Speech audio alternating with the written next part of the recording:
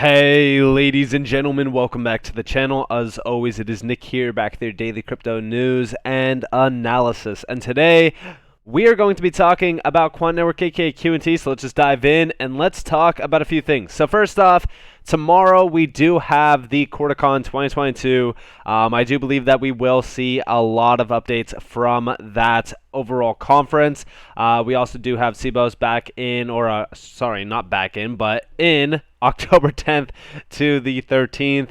I think that both of these are going to be, great conferences. I think that we're going to see a lot more in-depth viewpoints on not only, crypto, but also like how the traditional financial markets are going to adopt crypto. I think most of it will be centered around interoperability as well. And yeah, this is going to be exciting because it is in London. Well, QuarterCon is at least. CBOS is not. That's in Amsterdam. But both of these are centered around digital assets. It's centered around how traditional financial markets could essentially adopt DeFi. And I think that this is going to really kind of be the door that opens to trillions of dollars to flood into crypto. I'm very excited for this. And honestly, I will say this. There's one thing that I have been focused on around Quant, and that is the Bitcoin price chart for it. It has been doing some major moves. We are watching Q&T almost on a daily basis at this point because a lot of the market, in fact, a lot of the utility-driven assets, in this market have been breaking out opposed to Bitcoin, which is very exciting to see. But today I really want to talk about a few things. I want to take you guys back to, I can't even talk, September of 2021. Wow. And these were remarks from Managing Director Kristalina Georgieva. I hope that I'm saying that last name right. I'm probably not. I'm butchering it. At the international webinar on enhancing digital and global infrastructures in cross-border payments. Now, this is a $200+ trillion market by 2025, and currently it is sitting at about $156 trillion. Pretty large market, but they are actually speaking in Italy. This is from the Bank of Italy. This was from the 27th to the 28th of September in 2021, so basically a whole year ago now. And this is really kind of just talking about the overall system behind everything. A plumbing system that continues to be used, hidden, yet so essential. More so kind of talking about, they're more so really kind of putting this in the perspective of what the system that we are utilizing today for payments and the financial infrastructure, on how it's a hidden sort of plumbing system. It needs to be interconnected. There needs to be all these, connections being built out because ultimately, the plumbing is essential for the modern payment systems, that's what they're saying down here as well. And like those of ancient Rome, today's cross-border payment pipes will not last for anything close to another 2,000 years. If we are to be honest, these pipes need an urgent upgrade. Now, as most people know, cross-border payments today are often slow, expensive, opaque, cumbersome, and for some people, inaccessible. Those who need them the most, the poor, are worse affected. And the good news is technology has ushered in a new era of innovation in payments, and the international community is coming together to help ensure we can all benefit from this innovation. Now, when we look down here, they do mention a few things like fixing the pipes. First priority is fixing them. And how are we going to do that? Well, we're going to make them interoperable. We must therefore fix all major hurdles at once and ensure that solutions are interoperable between countries. This alternative, a piecemeal roll out that would frustrate businesses and consumers, is really not a good approach. And yes, that's why we need something to basically be a one-size-fits-all for interoperability here to connect to all DLTs. And we could definitely speculate on which the major player will be around that. In my opinion, I do believe that Quant will be the key here. They do mention a few things down here as well in regards to like legal and regulatory side of things. I would argue that we are in this market and we are viewing this from I don't want to say it's all one big massive like play, but we are essentially watching a movie unfold before our eyes. They're all talking about regulatory, sides of crypto. I think that they're just waiting for the day to really kind of just say, okay, yeah, we're adopting crypto fully for, an entire new issuance of of financial infrastructure, because ultimately everything has been centered on regulatory, clarity around crypto. We've been talking about this with XRP, and we even do see here like that is a big obstacle that we need to pretty much jump over in order to have these stable coins, CBDCs, cross-border payments being fully revolutionized. Like all of this is going to happen all at once we do see the green light on regulations. But when is that going to happen? We don't essentially know. But ultimately, the IMF has been really discussing a lot of things happening around, crypto for a while, around digitization, the entire payment infrastructure. And the funny thing is that, this was back in September of 2021 with the Bank of Italy. We know that the Bank of Italy has been sitting right next to Quant for a while. Here you have decentralization in the European regulatory framework, how to find a balance in a dynamic environment. It's funny how this is actually talking about regulatory, frameworks as well.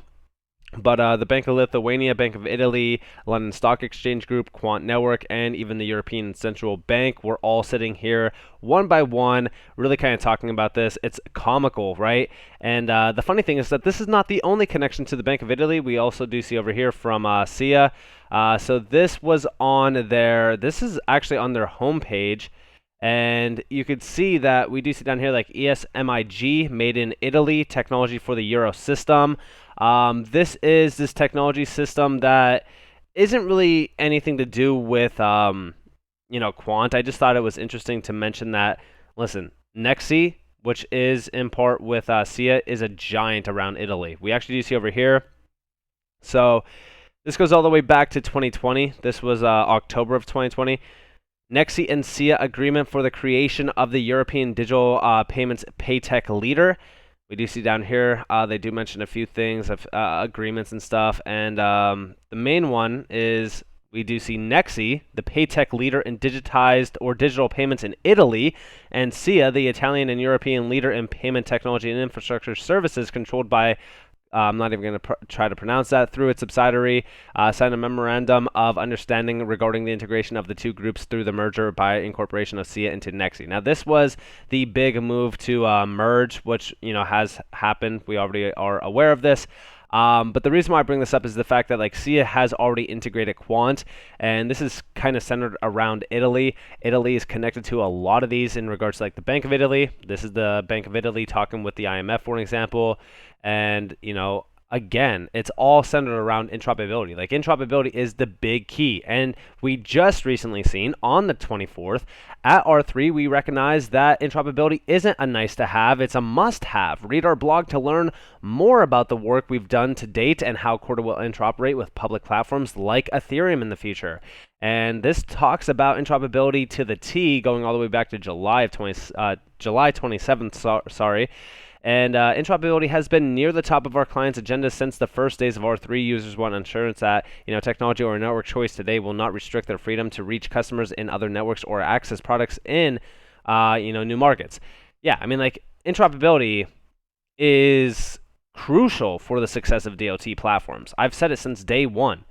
This is why I love Quant. I think that what they have solved is revolutionizing, especially for all of crypto. It's not just listen, I know that everyone has their idea of, okay, yeah, XRP is going to be great because of this, or XDC is going to be great because of this, and they're going to compete and they're going to kill this one, and I don't care for all that nonsense. Listen, what I care about is the fact that, listen, DLT will 100% be adopted in. DLT is 100% being eyed by, major names like the IMF, the World Economic Forum, the BIS, etc. All of them are ready. But we definitely we must have interoperability. And we do see, why now?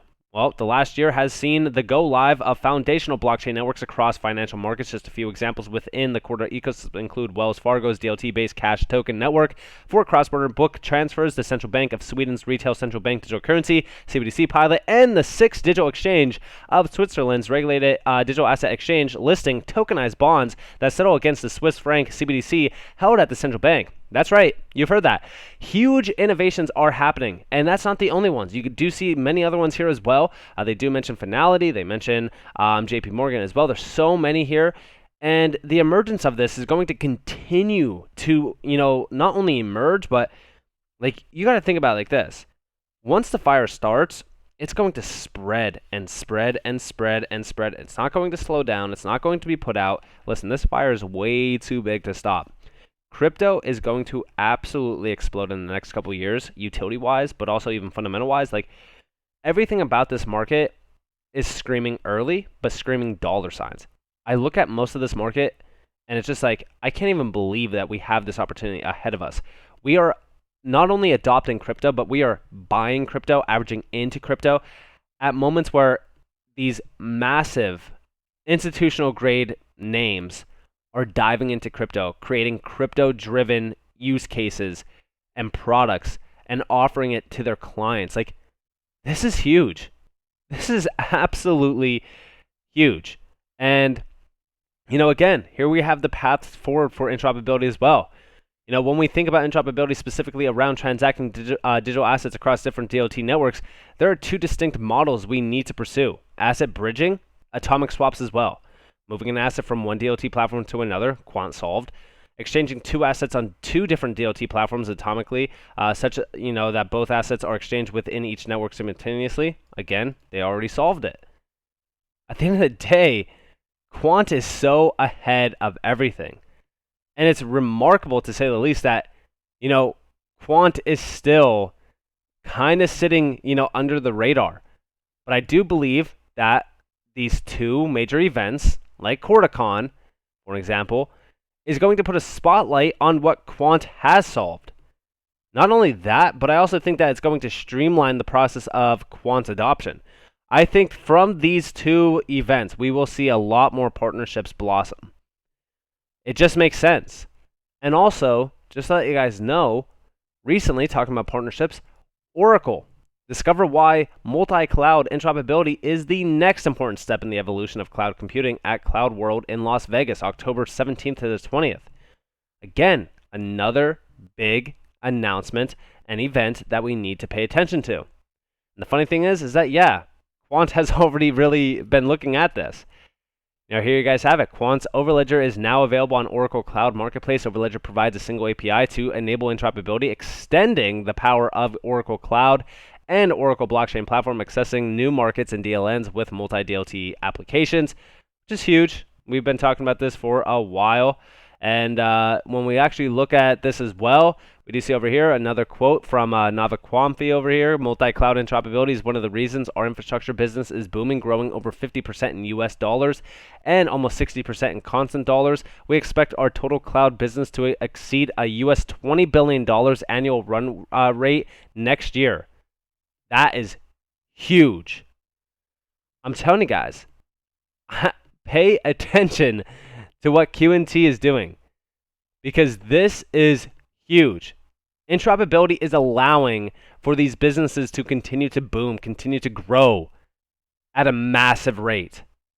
And also, yeah, this is going to be a pretty big event. 21 days from now, reach your business goals, all centered around interoperability. And we do see cloud infrastructure, database, and developer. They do mention a few things down here, but here are some of the applications that they are providing. So finance, human resources, supply chain, marketing, and sales and service as well.